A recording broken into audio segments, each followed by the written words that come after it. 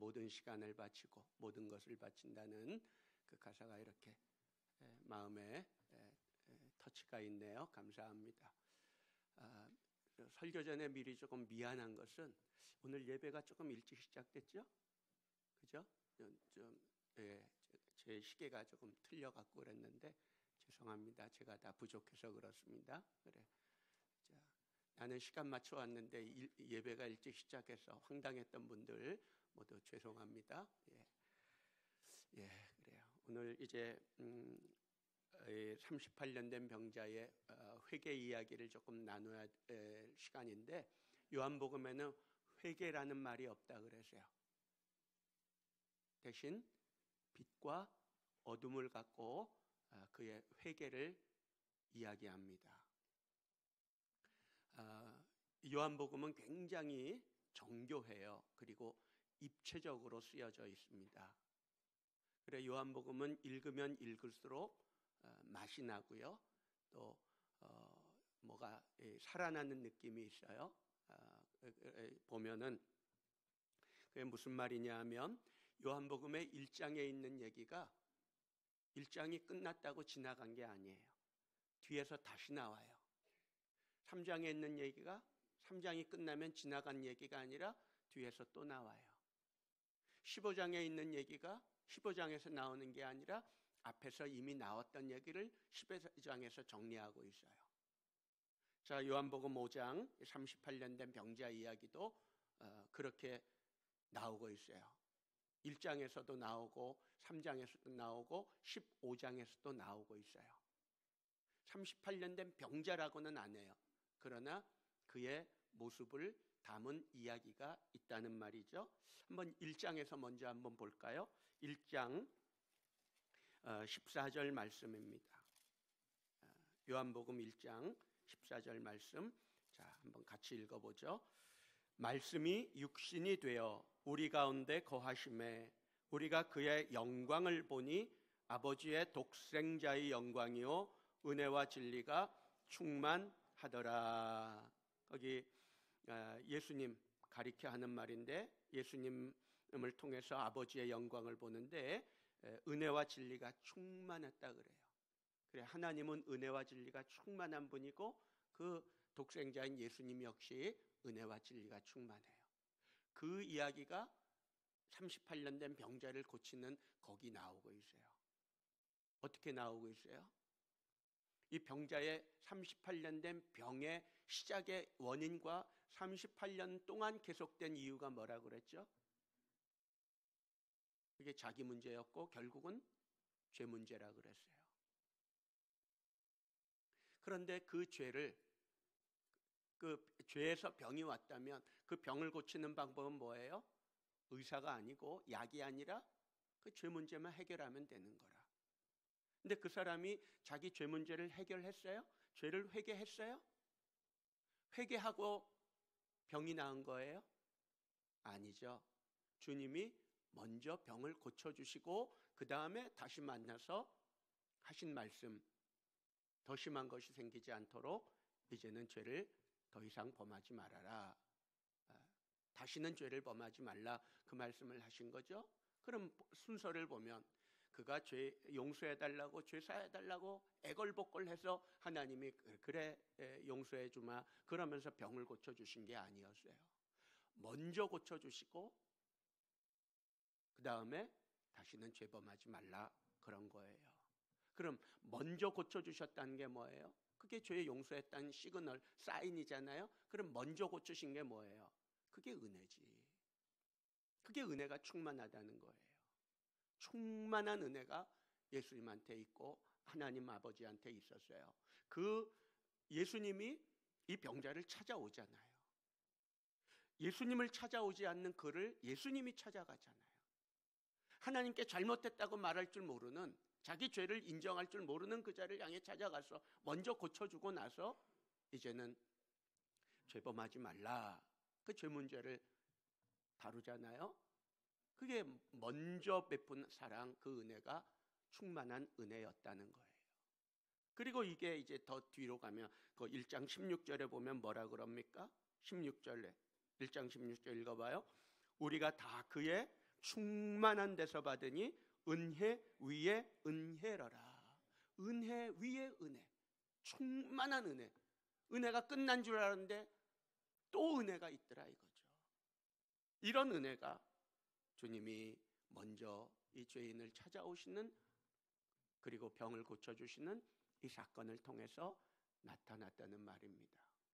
그럼 또, 그러니까 1장 14절 16절에서 요한복음 5장에 병자가 드러나고 나타나고 보이고 있죠.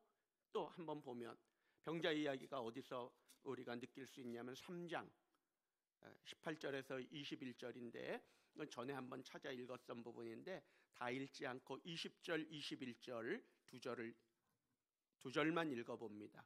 요한복음 3장 20, 21절 읽습니다. 악을 행하는 자마다 빛을 미워하여 빛으로 오지 아니하나니 이는 그 행위가 드러날까 하며, 진리를 따르는 자는 빛으로 오나니 이는 그 행위가 하나님 안에서 행한 것임을 나타내려 함이라 하시니라. 거기 두 종류의 사람을 말해요. 하나는 20절에는 악을 행하는 자, 21절에는 진리를 따르는 자. 악을 행하는 자와 진리를 따르는 자는 어떤 차이가 있어요? 빛에 대한 태도가 달라. 악을 행하는 자는 빛을 미워하고 싫어해. 그래서 빛으로 오지 않아요. 이유는 빛이 임하면, 빛 속에 들어가면, 빛으로 가까이 오면 그 빛이 자기 행위를 드러내니까 두렵고 감추고 싶고 숨기고 싶은데, 그 빛이 자기의 행위를 다 드러내니까 그게 싫어요. 그러니까 빛을 미워하고 빛으로 오지 않고요. 진리를 따르는 자는 빛으로 온다 그랬어요. 이는 그 행위가 하나님 안에서 행한 것임을 나타내려 함이라. 하나님이 하시는 일을 나타내기 위함이다. 이렇게 하면 20절은 5장에 나오는 이 38년 된 병자가 여기에 해당되고요. 21절에 진리를 따르는 자, 그래서 자기 행위가 하나님 안에서 행한 것임을 나타내는 자, 그 사람 누구예요? 요한복음 9장에 나오는 소경, 나면서부터 소경된 자, 맹인이었던.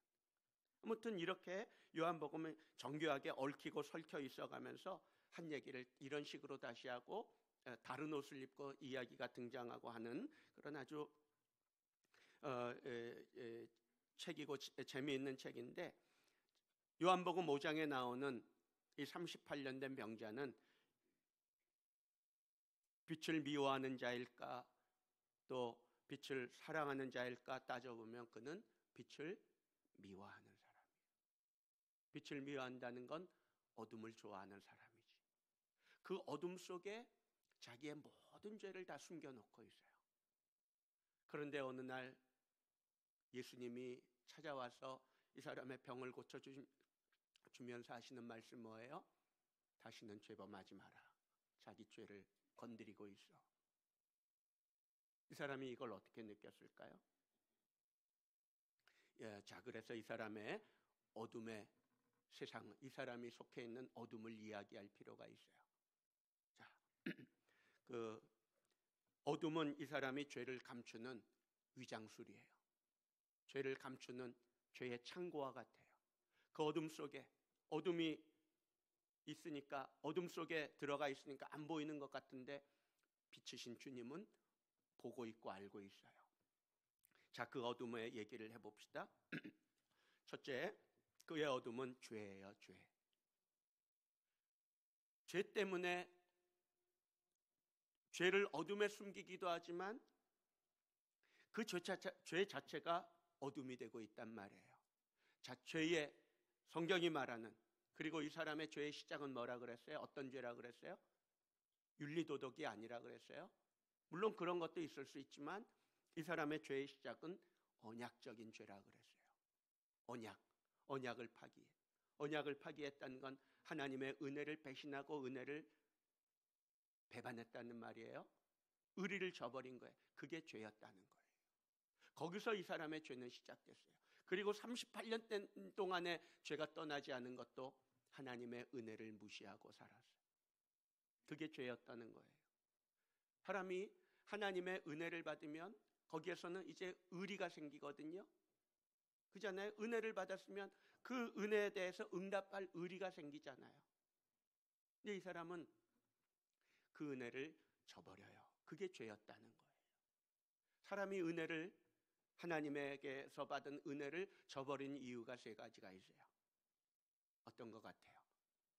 하나는 지금까지 내가 받은 은혜, 그리고 지금 나의 성공이나 형통함, 이 모든 것들이 하나님으로부터 온 게 아니라 내 힘으로 이루었다는 거예요.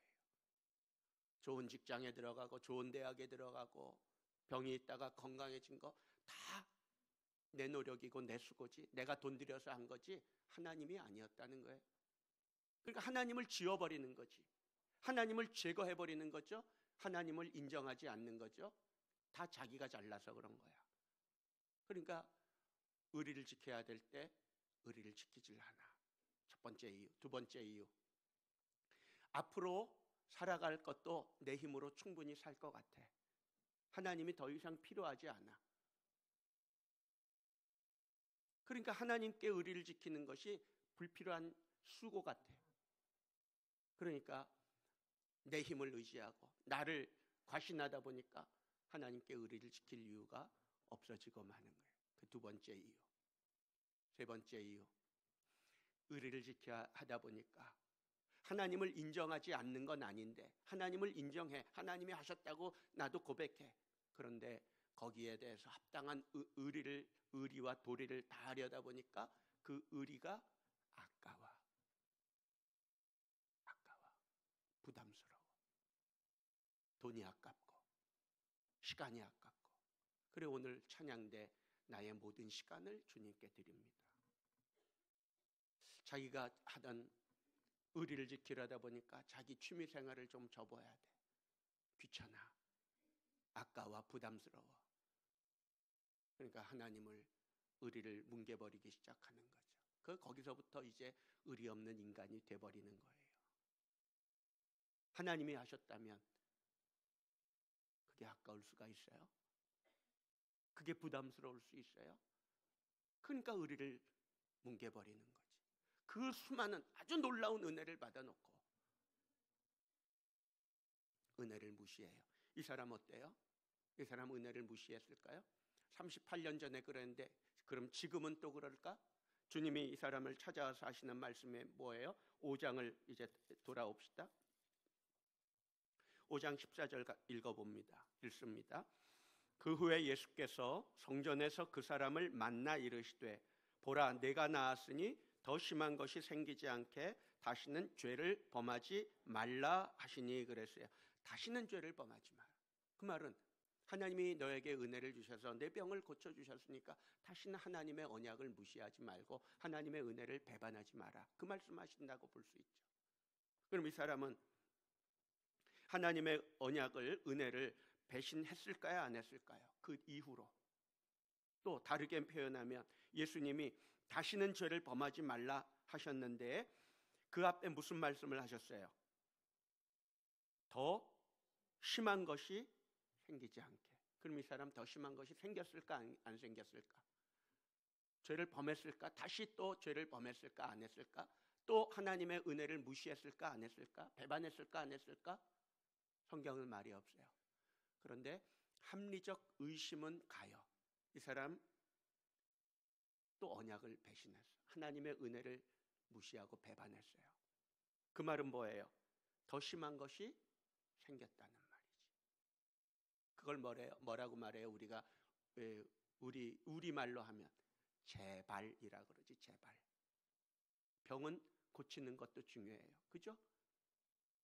불치병. 참 고치기 힘든 병 고치는 거 정말 기적적인 거예요. 중요해요.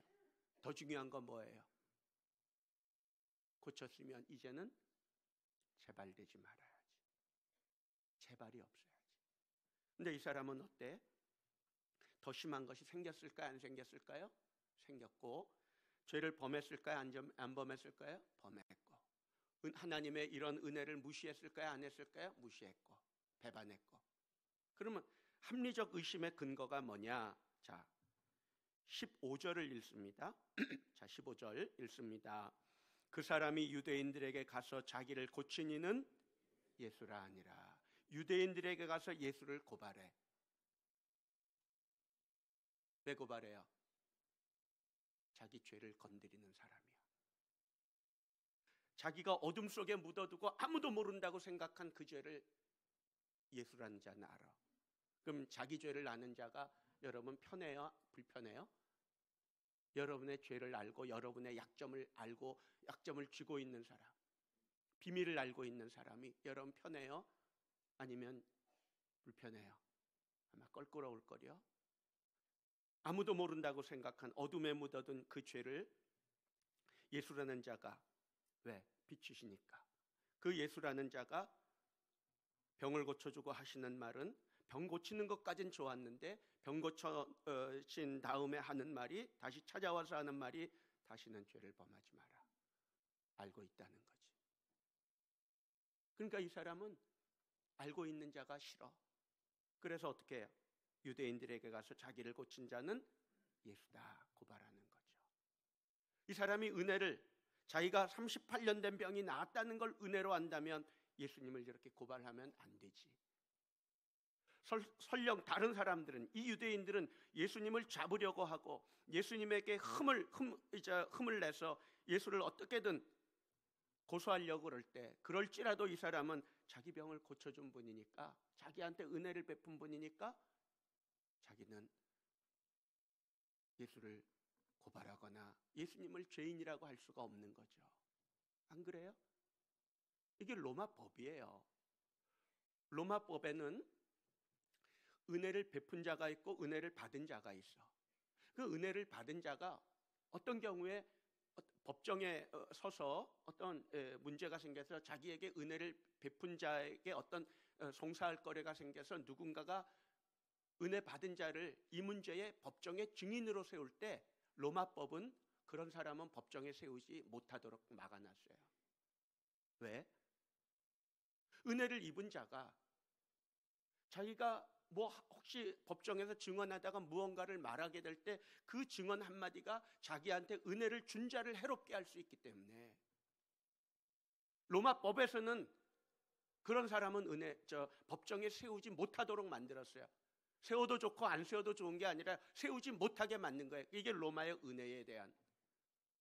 지금 요한복음은 로마 사람들 이야기가 아니라 유대인 이스라엘 사람들 이야기지만 언약이 바로 그런 거예요. 은혜를 입은 자에게는 반드시 은혜로 보답하고 갚는 게 마땅한 도리고 의리고, 그게 믿음이에요.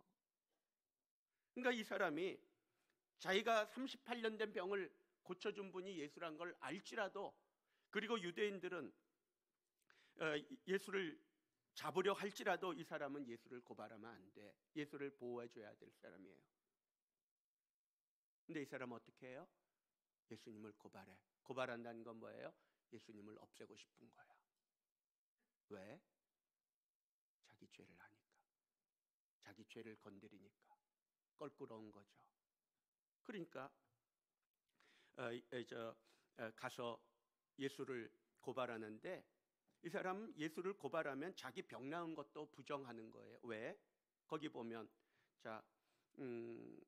10절에 보면 읽어볼까요? 10절. 유대인들이 병 나은 사람에게 이르되 안식일인데 내가 자리를 들고 가는 것이 옳지 아니하니라. 그리고 15절에 가서 자기를 고친 자는 예수다 고발하여. 그러니까 죄인이 고친 거야. 그럼 자기 병 나은 건 뭐예요? 이것도 부정이 되는 거예요. 그렇다면 이 사람은 자기의 죄를 다루고 죄에 대해서 언급하는 예수를 고발했다는 것은 이 사람이 예수님 하신 말씀, 다시는 죄를 범하지 않은 말씀을 옳게 들었다는 거예요? 아니면 하찮게 들었다는 거예요? 자기 죄를 건드리는 이 예수님을 이 사람이 싫어하는 거지. 그건 뭐예요? 빛을 미워해서 빛으로 오지 않는 거야.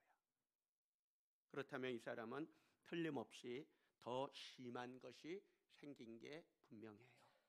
한마디로 재발, 더 심해졌어. 비극이죠. 비참한 거지. 하나님께 의리를 지키고 하나님의 은혜를 받아들이는 그것이 그렇게 아까워하고 인색해하다가 죄로 덮으려다가 이 사람은 결국은 더 심한 것이 생기고 말았어요.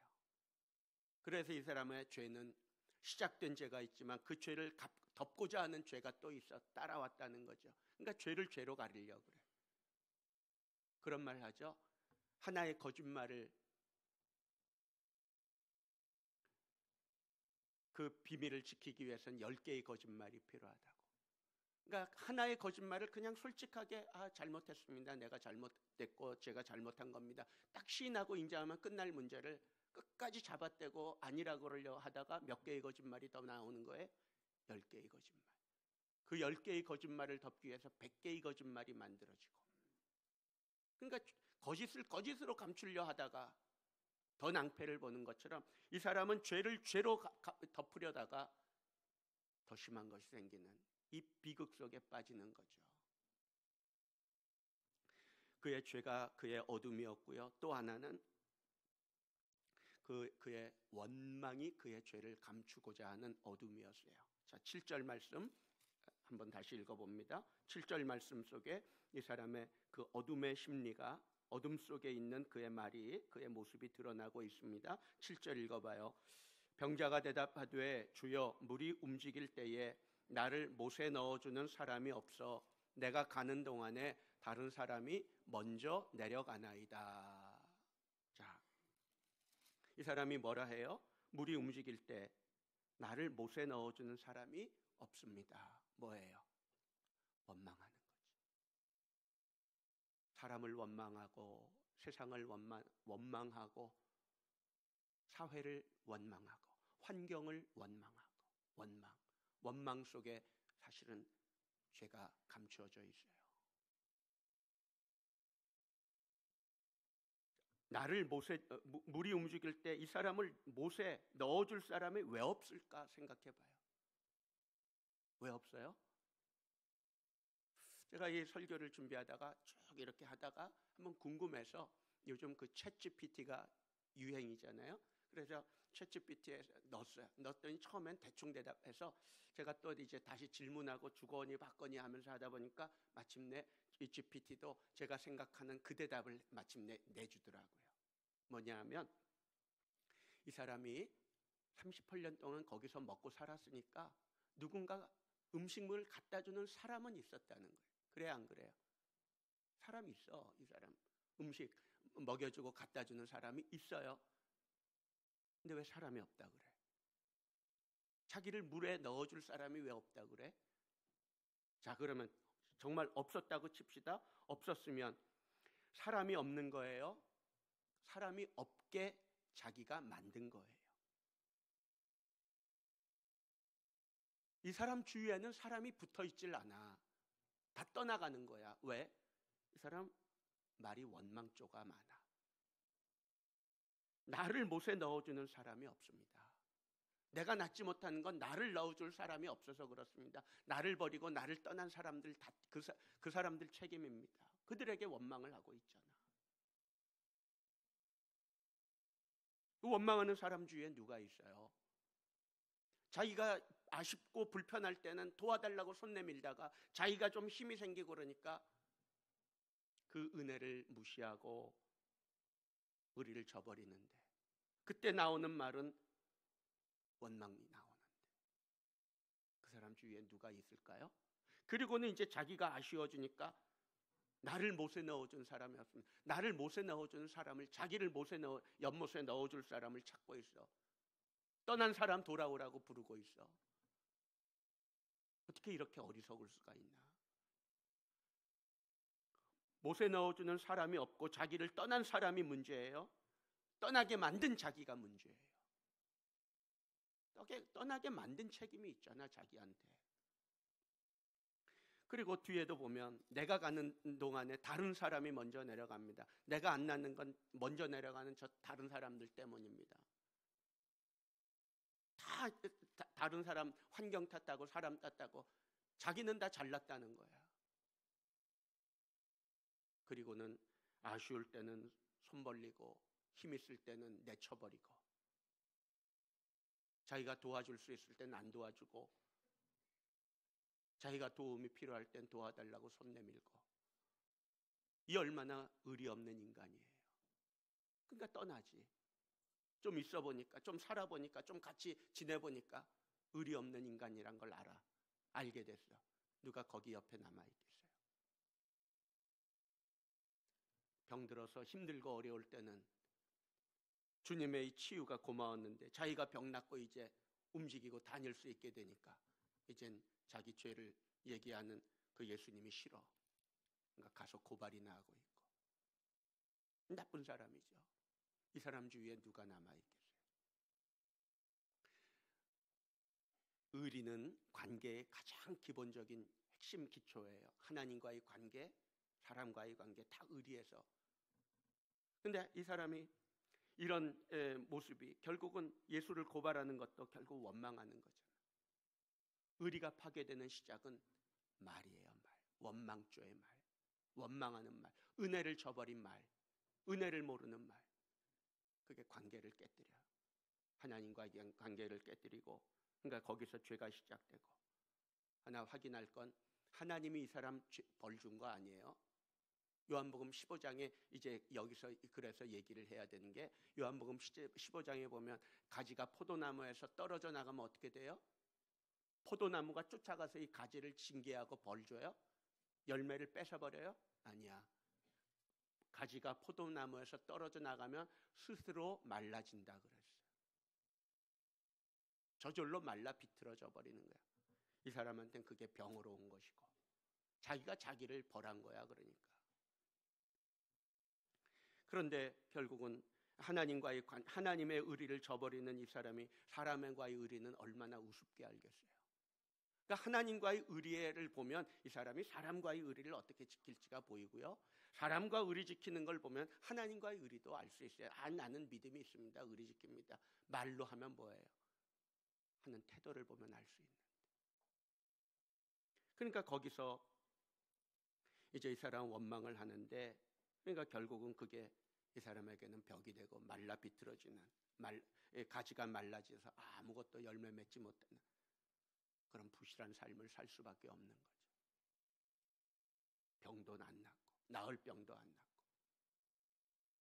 그 케네스 핵인이라는 목사님이 제가 우리 교회 한 부임하고 나서 얼마 안 있어서 이분이 쓴 책이 번역된 책은 한번 다 구입해서 읽어봤어요. 근데 이분의 책 중에 그런 제목의 책이 있어요. 내 입에 건강이 있다. 내 입에 건강이 있다 그랬어요. 쉽게 얘기하면 뭐야? 네 말이 너를 고치기도 하고 병들게도 한다는 거지. 근데 그 책을 읽어보면 그분은 이제 우리 입에 하나님의 말씀을 묵상하고 하나님의 약속의 말씀을 암송하고 묵상하는 그걸 이제 많이 강조하거든요. 근데 그것만 아니라 뭐 그거를 떠나서 그 제목 자체만 갖고도 우리는 생각할 여지가 많잖아요. 여러분 입에 무슨 말을 달고 살아요? 늘 원망, 불평. 누구 때문에?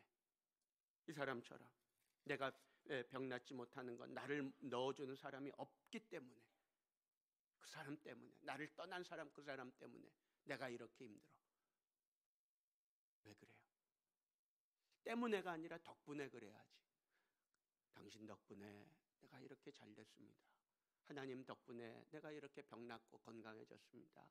하나님 감사합니다. 이렇게 돼야 되는 거 아니에요? 하나님 덕분에 우리 아이가 잘 됐습니다. 하나님 덕분에 좋은 학교 들어가고 하나님 덕분에 일이 잘 풀렸습니다. 하나님 감사합니다. 그게 의리를 지키는 시작이지. 근데 잘 되고 나니까 목은 고다지고 하나님이 뭘 했다고 뭐 그런 식의 말이나 당신이 뭘 했다고. 누가 그 사람 주위에 남아있겠어요? 그래, 고맙습니다. 또 뭐 좀 부족하면 미안합니다. 제가 부족했습니다. 부족합니다. 그리고 사랑합니다. 어떤 상담 심리학자가 그 말의 순서, 미안합니다, 고맙습니다, 사랑합니다가 좋을까? 미고사 이렇게 첫 자를 따서 미고사가 좋을까? 고맙습니다, 미안합니다, 사랑합니다가 나을까? 고미사가 좋을까? 이게 고민을 했어요. 사람이 처음에는 미고사를 얘기하다가 이 미고사가 아니라 고미사가 좋구나. 고미사를 얘기해요. 고맙습니다를 먼저 얘기하래. 고맙습니다가 나오면 미안합니다는 쉽게 나온다는 거예요.